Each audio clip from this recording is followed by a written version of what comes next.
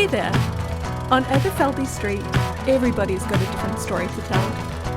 Aberfeldy Portraits gathers the stories of people who live in Poplar or cross paths with our community, showing what people are most proud of and care about, and uncovering the colourful, rich differences that make Aberfeldy a vibrant place to be. Join us weekly as we share these stories, and maybe you'll discover something new. So this is a story of the power to believe in yourself, no matter whatever the outcome will be, but just believe knowing that you will come out on the other end. So my story starts just a couple of years ago. So I'm basing my story back to many years when life was very challenging. I must have started off a course in administration, and by chance a friend of mine who I met at the course were looking for a secretary and an administration assistant, and she told me about the course, she told me about the job opportunity, and I just listened, and I just didn't want to take that opportunity because I knew I had a problem. So I must have just smiled, and I said yes, and that's it. What was I to know that the same friend a week later came back to the course, and I was just praying that I would not bump into her because I knew that she was going to arrange an interview with the employer. So my heart was like, I cannot see her because I cannot face this interview. And even though I tried my best, level best, I thought if she's going to come in the afternoon, then I'm just going to rush off to do something different, just to distract it. But what was I to know? I must have met her in the corridor one day, and she said, "Oh, Shamim, I was waiting to see you because I've got some good news for you." And I looked at her and I thought, wonder what this good news could be, because here I was with a lot of nerves and thinking, gosh, I hope she hasn't done anything that I don't. Shall I tell her that I don't want this sort of job? So she must have said, Shabz, you know what, my employer is available today and you have a job interview because I've already arranged it, and all I need you to do is come with me. I looked at her and I thought, how can you do that? I'm not prepared. I haven't got my CV. And so I just tried my best to get out of it, but I didn't. So I just went along to the interview. And I must have met this very young, barrister. So I must have walked in, and I was expecting to see somebody who was, Chinese, basically, a fat man with a belly, because the name Bardra in my head was like Chinese, Filipino sitting down on a chair, and, So when I went in, I greeted, he welcomed me, and then we must have met. And then I said, well, the name doesn't match the face. And he must have started laughing. He goes to me, what were you expecting? And I said, well, I was expecting somebody, who was a Chinese guy, and much older, but you're young. And then he started laughing because obviously he found it funny. And then I said, but you're very young to be in this sort of position. And then he said, well, here I am. And then obviously he was really lovely, because it's like he wanted to know a bit about me. So I had brought my CV over. He went through the CV and all the criteria. And then I just looked at myself and I thought, do I really want this? But I thought, I'm going to make sure in my heart of hearts that I'm not going to get this. I tried, and obviously he asked me a bit about myself, why am I here and what would I like out of this job, because there's two positions. One was a secretarial and one was an admin. So I said, to be honest, I don't qualify for both of them, because reason being, I don't have the qualities for the job. And then he said, say if I offered you the position, would you take it? So I said, well, I don't have the relevant experience. I don't have the training for it. So for me, and my spellings are very weak. I don't think I'm the right person for the job. So, and then he said to me, would you like to learn? And I said, I would like to learn, providing that if I get some sort of, if I get the training to go along with the job, and I'll see how it goes. But providing I might not stay in this sort of job for too long, because in September I'm going to go back to college, because I've got a, I've already applied for the course, and I've already got my mindset to go back in September. So all I was told is you can try out the job. There's no rush, and we'll let you know what the outcome of the position is. I went back thinking I've blasted it because I'm not going to get it. So what was I to know that the lady came back and told me, the same lady came back and she goes to me, Shabz, I've got some good news for you, because my employer really liked you and he's willing to give you the position for the job. So I was like, how can I have passed this? Because it doesn't make any sense, do you understand? And then I was like, do I really need it? I'm never going to see these people again. I'm not going to go for this because I know that I won't be able to perform. But good thing is that I started on that Monday somewhere in March, and my first day I was so glad that the employer wasn't there. Reason being because it was fully booked, and my nerves were like, I was nervous like wreck. I didn't know what to expect. But the lady there was really, really nice, because everything that she did, she trained me up for. For example, picking up the phone, speaking to clients. I had to be trained for that because I've never been in that position. So my nerves were, because I said to her, look, I can't do this because I've got to watch you, and then I've got to learn, and then I've got to memorize it. But then when you are put into that deep end, you've got to be able to take the courage and pick up that phone and speak to people that you've never spoken to, which I then did. So the script was already made for me. I just had to watch and learn, and then go home and grasp it, and then keep on repeating until it got better. That was my first task. My second task was to learn how to greet clients that I've never met. So that was another challenge, because you've got fears of meeting people and then greeting at them. So it became naturally that became naturally along with the job. So I grasped that. The other aspect I had a problem with was, learning spelling words. And my employer was so sympathetic, because there were words, appeal, immigration, appellant. So I was given 10 words to learn and then check and spell and say. So I just thought, God, how the hell am I going to learn this? Because, and in my head I thought, you better run away from this, because you're never going to be able to do this. But good thing is, because I think with the right sympathetic, like when you have sympathetic employers, which make your life a bit easier, where it comes down to teaching you that these words are going to be your daily, on a day-to-day you're going to come across them.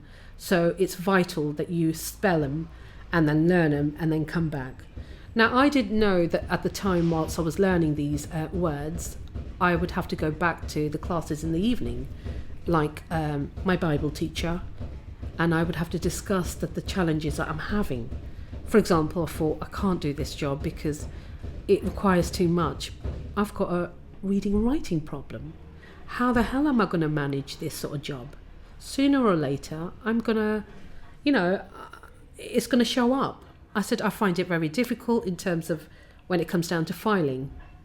So I found ways around this job, and even I was surprised, because if a client ever phoned up and they wanted to speak to me, being the secretary there, they want to leave a job for the employer, like a message, and I would say, okay, well, you can leave a message, leave your name and number, but providing if you can just repeat your name and repeat the alphabetical order, I'll write it down, and then you explain to me what is the message, and I'll transfer it. If you want to be able to speak to the employer, I will pass the message on. So even I was shocked, because I was thinking, how am I learning this? Because nobody's teaching me this. So, and nobody knew I had a problem. So when the clients will come in and my employer would ask, for files, I will be able to read the files because I know what the files are for. And I would ask the employer, I said, if you can just either write the name down for the client, and I will be able, and I'll check it against. And nobody knew my problem. But I knew that because I had a problem, I had to address it. Which, bonus, my Bible teacher was there. She'll sit me down 3 times a week. We'll go through our spellings with the office job I had, and we would learn until I got it. And even I was shocked, thinking, how the hell am I getting this? Because I'm supposed to be dumb and stupid. Do you understand? Coming from school, no qualifications, can't read and write. So I progressed, and sooner or later I was given another position in another firm, same job firm, but in another firm. There I learnt a lot of things, for example, about caseload. Like you have cases which are, for judicial review, when it comes down to people who've got to have their cases reviewed, when there's miscarriage of justice, criminal cases. So you're learning, whilst you're sitting there, you're learning and you're thinking, wow, gosh, there's so much to learn here. Do you understand? For example, you had human rights.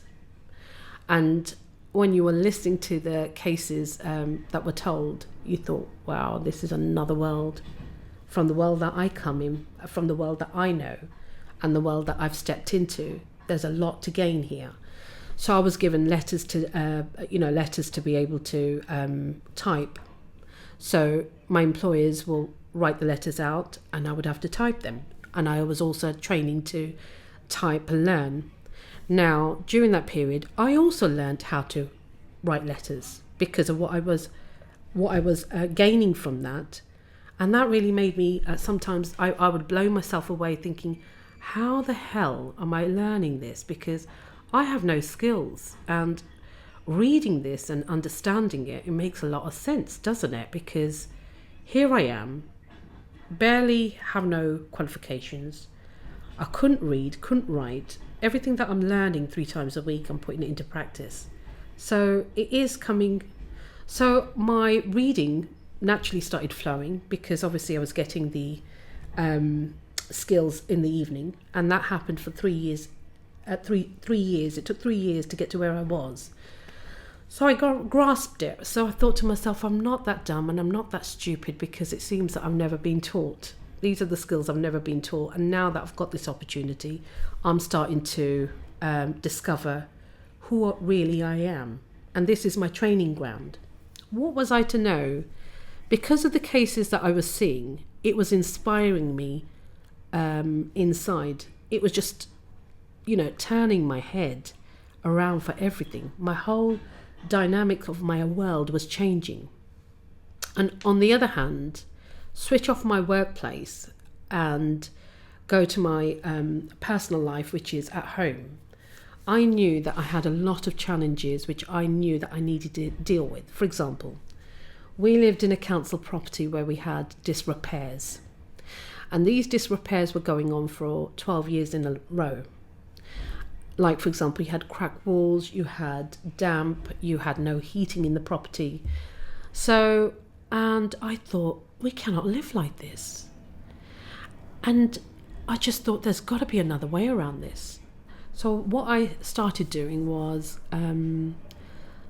what I was learning at my workplace, I was now trying to transform into the ordinary life I've got. I started taking pictures of the walls, the cracked walls, the damp, the areas that needed to be addressed. So one day I must have gone to the council myself, and I thought, enough is enough, something's got to change. And I must have spoken to the council about it.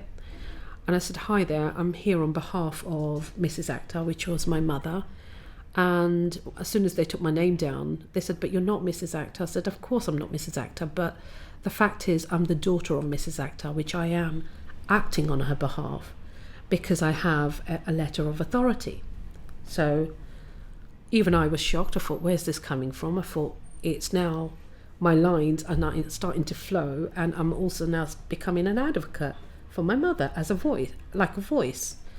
So on the phone, I'll be on the phone to the council, and sometimes I'll get through, and sometimes they will disconnect or transfer you over, so you're repeating yourself. So where I was now getting reference numbers, dates, times, everything, I would just write it all down, and then a couple of times I went to the council, reported it, they didn't do anything. One day I thought to myself, I'm gonna do things differently. So I said, can I speak to one of your supervisors or managers there? And obviously I was put through to a lady called June Conningham. And she must have asked who I am. And I said, I'm Mrs. Akhtar. She goes, oh, no, you're not. You're not Mrs. Akhtar. Mrs. Akhtar doesn't speak English. And I said, well, I am acting on Mrs. Akhtar's behalf, Mrs. June Conningham. I am the daughter of Mrs. Akhtar. And on top of that, I have a letter of authority. She goes, well, I can't see that on the file. I can't speak to you because you're not my tenant. I said, excuse me, Mrs. Conningham, if you look on your files, you will clearly see that there's a letter of authority from Mrs. Akhtar clearly stating that her daughter, she has given a permission for her daughter to act on her behalf. So she goes to me, okay, well, I'll have to check that. And I said, you've better check it in your files now, because I clearly have a letter here right in front of me. You can either come out of the office and check the letter that I have, and we can discuss it. And then obviously she was willing to talk to me. And I said, well, my concerns are, the reason why I came to your office is because there are issues that we need to address. There are disrepairs that have been going on for a number of years. And each time I have spoken to yourself, you have told me that you will send an inspector around, and these inspections have gone on but have had no outcome. So my issue is, when are the leakages for the property are going to be fixed, and when is the issues for the damp are going to be addressed? When are the issues for the property that there's a bathroom which is leaking, and that is attached to the the ceiling downstairs, which is exposed, and that's health and safety? And she was like, well, I don't know nothing about that. I'll have to get back to you until I check the information in regards to. I said, I'll provide you with the dates and the times of when the inspectors have come. And because I haven't had an outcome, this is why I'm here. So it was left like that. From that point onwards, I knew that I had to do something different. I thought these are the same problems, the same thing. And I must have prayed in my heart, said, God, find a way, because obviously enough is enough. This is just not right. I must have gone to a number of solicitors' firms from that conversation I must have had, because I thought I have to do something different. I knocked on many doors, and in my heart I thought, God, answer my prayer. And my prayer was to God that, you know what, the firms that I will go to, the one that accepts is the one that you would want me to have. That's the firm that you want me to be with. So I just left it as that. Didn't expect anything of it. Didn't think nothing of it. So a number of solicitors' firms I must have gone to, spoke to them. They had huge caseloads. Sometimes it would be that they would not be able to take on a case due to the fact that they have not the capacity, but appointments could be booked later along the line. And I couldn't wait, thinking I have to get an appointment. So the last solicitor's firm I must have gone to, which was a lovely lady, an old lady, really, really lovely, I must have spoken to her and I said, look, I need to speak to somebody in regards to a disrepair case. But at the same time, I was checking and I was researching, because I thought I need to check any person who's going to take on this case has to have the right qualifications and the right expertise to see what the experience are and what the ratings of this solicitor. And this is what I was learning in my law firm. So now I was putting it into practice, and I thought, well, the person who's going to take this on, I need to know if they've got any experience in that. So when I came to the last solicitor's firm, which was a major bank solicitors, and the lady was so lovely there, she booked an appointment, and then when I gave my name, I said the appointment is for Mrs. Akhtar. And she goes to me, are you Mrs. Akhtar? I said, no, that's my mother. And she goes to me, well, in that case, we will need Mrs. Akhtar to come to, to the office. We'll arrange the appointment on Monday. We will need her to come in and sign some documents, and we'll need further information. So I must have gone home thinking, all right, that's fair enough. So I must have gone home and spoke to my mum. And I said, Mum, good news for you. And she goes to me in my language, in Pakistani language, and she goes to me, what is that? And I said, do you want your life to change? Because I can make it happen. And the way we're going to make it happen, if we go to an appointment on Monday and we start to, see a solicitor, and you tell them exactly what's been going on, all your files that you have, all the information that you have had, and they haven't done anything, we've got to use it now. And my mum was like, okay, we're going to, when do we have to go? And I said, Monday. So we went in to the appointment on Monday to the solicitor's firm, and they took all the information in regards to her name and everything, and plus the history about the house, and also how long she's lived there, and what was the position of the house when we moved in. And my mum was explaining that when she had moved in, there were a lot of disrepairs, there were no heating, and due to the fact that she had small children, she had to accept the property during that period. But it seems that it's been the same thing ever since. Whilst the solicitor was writing things down, I was just painting the picture, and I thought things need to be added in here, because whoever reads it will have to picture it of how bad it's been. So that's what I would have to do when we were doing our statements, because it was going to go to court at a later stage. So I thought to myself, from here onwards, as soon as I address this issue, and I asked my solicitor, because she said, we asked the solicitor what is going to happen from here onwards. She said they will need to write to the council, because obviously they will need to know that Mrs. Akhtar has got a representative now taking on her case. So I said, also mention the fact that as a daughter, I'll be also acting on her behalf. So that was that. I wasn't knowing that what I was learning in that law firm was actually going to help me in this area, because fast forward, I had no concept of expecting anything from this, do you understand? Because I just thought, we'll go forward, we'll see where it comes from. But at the same time, we were having a lot of backlash from people around me, because they were saying to me, oh, she's causing a lot of problems, that way, they're not going to have nowhere to live. Look at the way she's dealing with things, she's always a problem. So in my head, I thought to myself, I don't need to listen to a lot of people that don't know what they're dealing with, because the world that I work in and what I'm learning, there's a way out, do you understand? And sometimes the dynamic of the people around you, they want to cloud your world. And I had to use my focus, thinking I have to go forward. With that, my mother was offered 2 properties due to the fact that we had a solicitor in the middle of it. The problems were still there, the leakages were still there, inspectors were coming in and out, nothing was done about the problems, nothing was being addressed.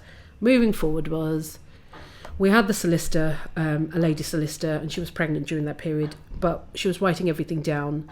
But what was coming out of that was the council were now willing to negotiate, where they were willing to offer my mother a property.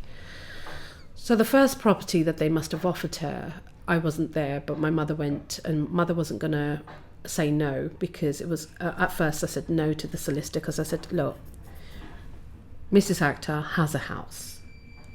Common sense is the repairs need to be addressed. Solicitor said the council are willing to move the family to a better property. So if you refuse this, it'll look bad in court.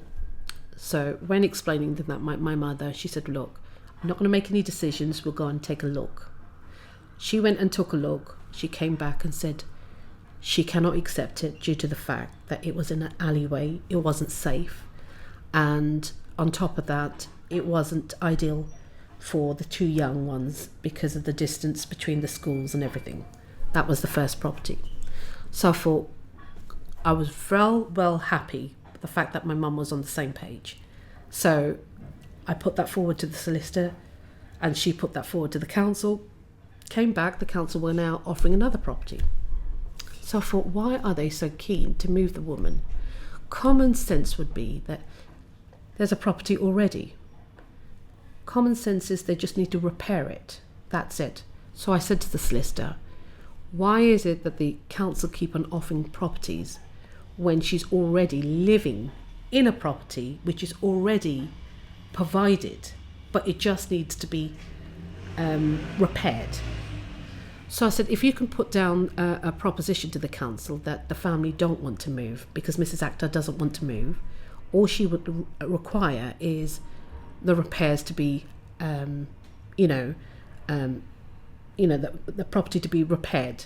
So, and the solicitor said that they have come out with a proposition.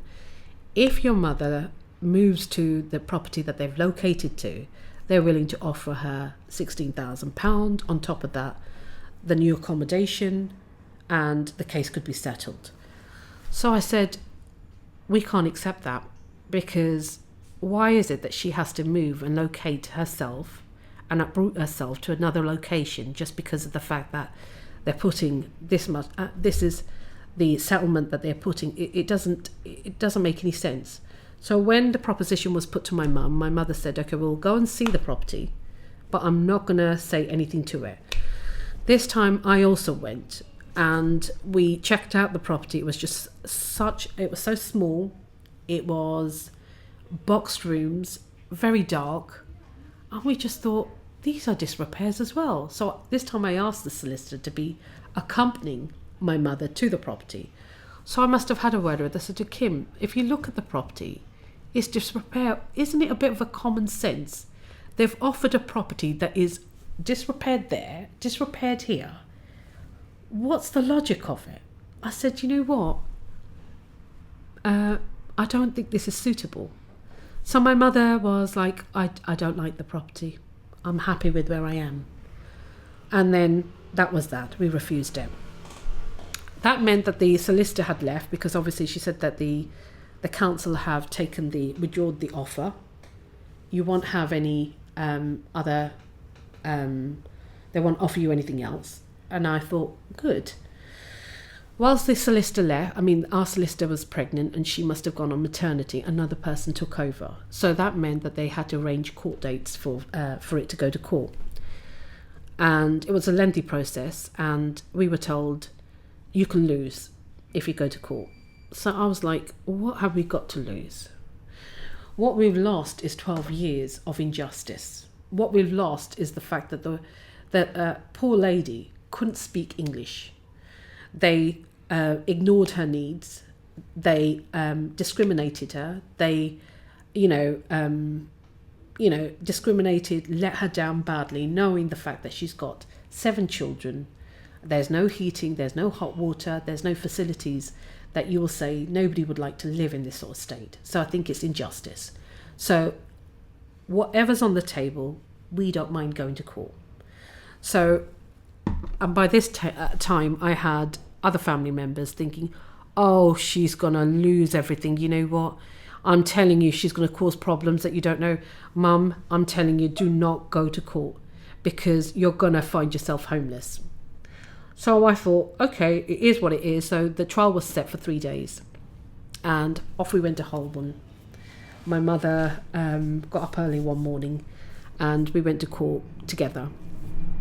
So it was my mum's turn to be put on the stand, basically, and she had an interpreter where she had to translate things. And I can see that the barrister was trying to trip my mum up and to confuse my mum, and I can see from the back, I was just thinking, God, it doesn't look good. But then I just thought, okay, just hold in there, because I'll turn this around. I didn't know how I'm going to do it, but I'm going to do this. But then I was put on the stand, and we had the council people, all of the people that have done my mother wrong for the last 12 years was sitting there because they had witness statements, and they must have gone first.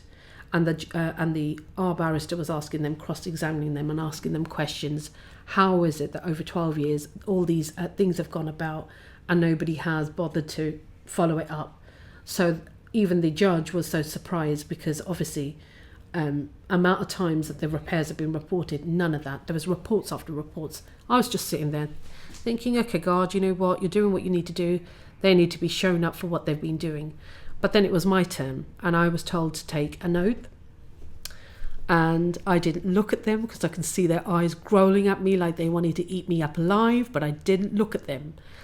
So I just addressed the judge and I said, Your Honour, the reason why I'm here is because Mrs. Akhtar is my mother.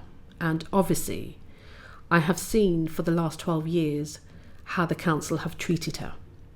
And it's sad to say that a woman who has 7 children, who has been, discriminated, let down, badly treated, on top of that ignored. Now, no one would live in a state that my Mrs. Akhtar has lived in, which is my mother. And on top of that, I have watched and seen how many times that I've had to address these issues in terms of the repairs. I have dates, times, so I had a whole report of the dates and times. I said, this is how many times we've gone to the council, and this is how many times I've spoken to the people there. On top of that, we've had inspection reports, no outcome.